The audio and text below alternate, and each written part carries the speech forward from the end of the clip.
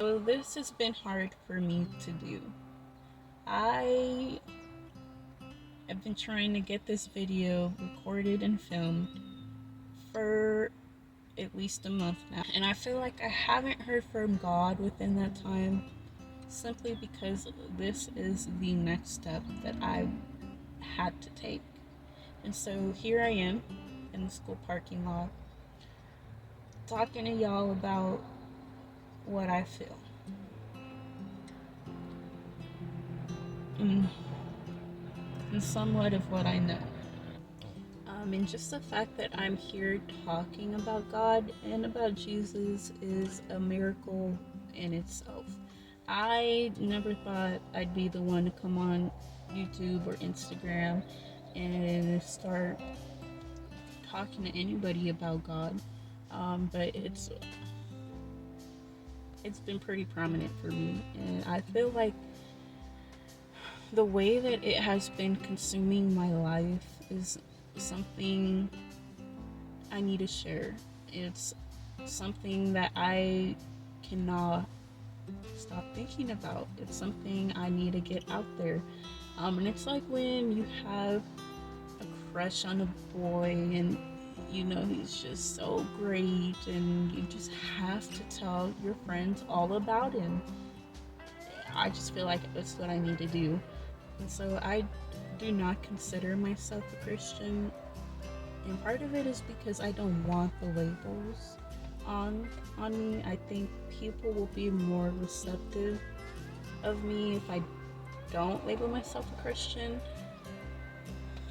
And I do not believe in all the Christian fundamentals that are present. I was an atheist at one point, but I was never big into crystals or astrology, but I did like tarot cards, and I did talk to the universe, and I was a new age person, right? Um, but I felt if I can believe in the universe, why can I not believe in God? And so that's what really kickstarted this journey for me. I like to believe that me coming to the Bible was God's way of telling me that He liked me so much He wanted to introduce me to His Son.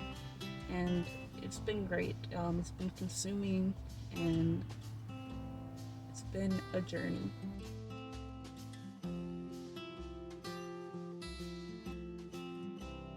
The Bible is not for everyone, and I believe that a lot of the times Christians will want to shove the Bible in your face. And as much as that's the Christian mission to evangelize everyone, it's just not possible. It's for those who want to deepen their relationship with God, build a relationship with Jesus, and for those who have questions.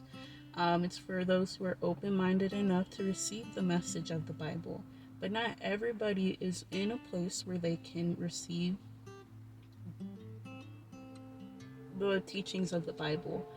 And that's not to say that they will never be in that place, but it's not for everyone. And it's important because a lot of us have not grown up with the Bible in our lives, or hate to say pretty close-minded as to what it has to say, but I think there is a lot of value in it. I think it provides a lot of connections that we see. The more I read, the more questions I have. I remember when I first started reading, I was in a small group. I still am, but I was in a small group, and I had a burning question that I've had for months. But I wasn't about to ask anybody this question. It just seemed blasphemous, and I was going to keep it to myself. But my small group leader, she recommended that I start reading John, and that was actually the first book in the Bible that I started reading. And to my surprise, the book of John answered my question. And there's no way she would have known what my question was, but John answered my question, and it was amazing. It was a shock. I was not looking for the answer. It happened upon me. So the Bible will not be understood in its entirety the first read around, and that is entirely okay. So the Bible was written thousands of years ago, so it's hard to put into context the time it was written, what the cultural references were, how they speak in their grammar. But even then, there are just some things that we are not privy to, being that we were not the ones who heard these words from God. It's one of the few books that doesn't have to be read front to back. You can start anywhere in the Bible that you would like, and I think it depends on what your goal is when reading the Bible on where you should start. But the Old and New Testament, I believe, both serve different purposes. And so the New Testament, I feel like, would be good for somebody trying to have a relationship with Jesus, and the Old Testament would be good for somebody who was trying to figure out the character of God. So where you start in the Bible doesn't necessarily matter, but it's always good to go in with a goal and something that you would like to get out of the Bible.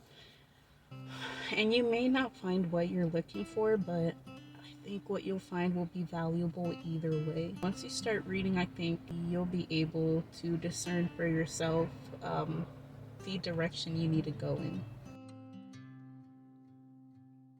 So I find it hard to trust fully what the Bible's saying, and I know it's kind of controversial, but in Corinthians there is a passage, and it made a distinction between what the author was saying and what God was telling him to say. It led me to the question about how much of the Bible was inspired by God and how much of it was given to us by a human perspective.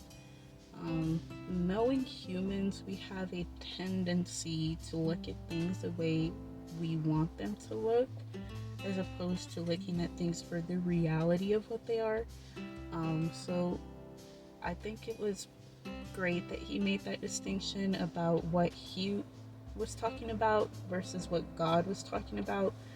But it did lead me to the question about how much of the Bible was truly inspired by God and how much was inspired by humans. So the Bible is really prominent in today's society, especially in America. One example of the Bible being a prominent piece of literature in America is the Golden Rule. The Golden Rule is treat others how you want to be treated, and I thought this was something that pre-K teachers made up. I had no idea it came from the Bible, and when I read that, I was truly shocked to find out the origins of that saying. So as you read through the Bible, you'll find many references to sayings that we say today. And a lot of the morals that we have do come from the Bible, which I think is interesting and not widely talked about.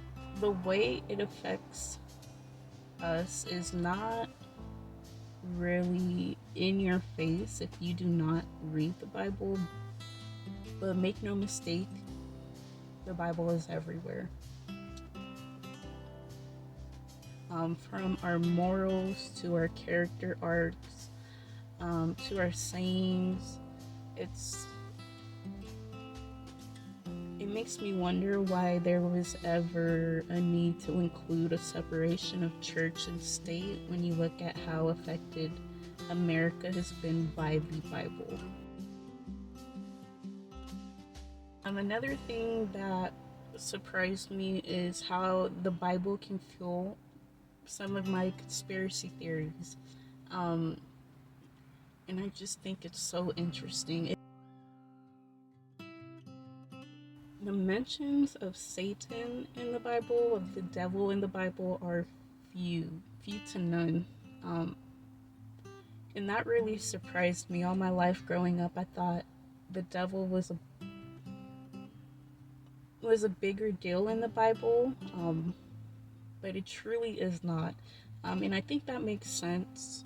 I'm just going with that. And I think that makes sense for what the Bible is supposed to be, the Word of God.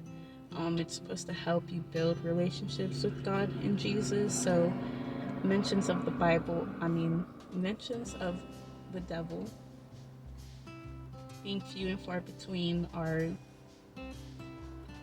reasonable. And the Bible does not read like a book. So there's not only the fact that you don't have to read it front to back, it's also not descriptive like a book, and it's not as an easy read as a book. There are varying forms of storytelling, and the ways of storytelling differ. So you'll have poems and songs, and you'll have narrative, and it's not always easy to tell which one you're currently reading. I do not think that the Bible is the end of the story.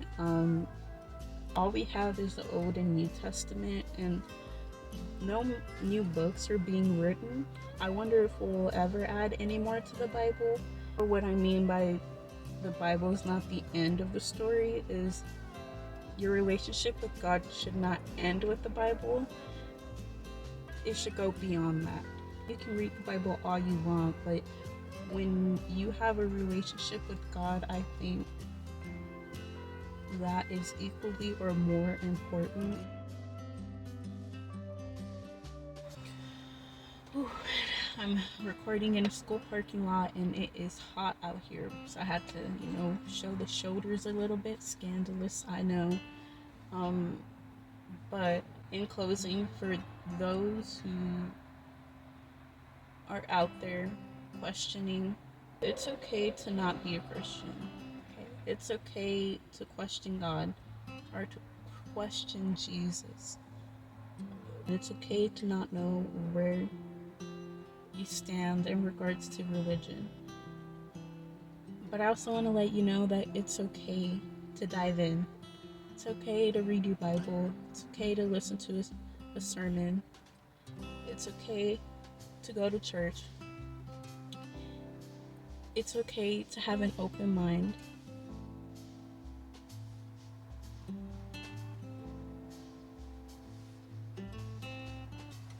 It's okay if you've sinned, and it's okay if you change as a person. What's not okay, I feel, is when you are heavily influenced by the agendas of today. I had a coworker and he told me that God expects questions. He knows people will question him. And he told me that there is no question blasphemous to God. And that really opened my heart. It helped me understand that there are Christians out there who are open and accepting. There are Christians out there who not only love their faith, but love other people as they are. And there are people like you and me who are questioning, who have questions, who feel like it might be blasphemous to ask these questions. But I say go ahead and ask your questions. And I feel God is really saying to go ahead and cast your doubts, and he'll help you reel them back in. And so it can all be done through prayer, through meditation, through spending time with God. And I am not saying I have it all together. I have not read all of the Bible. I have not understood half of what I read. And I do not claim to know Jesus as I should. But there is a journey you'll have to go on, and there's no need to start that journey on your own. Please, if you are even questioning, I recommend you go to church, you join a small group, you read some Reddit threads. Go out there and seek the knowledge that you're looking for, and God will help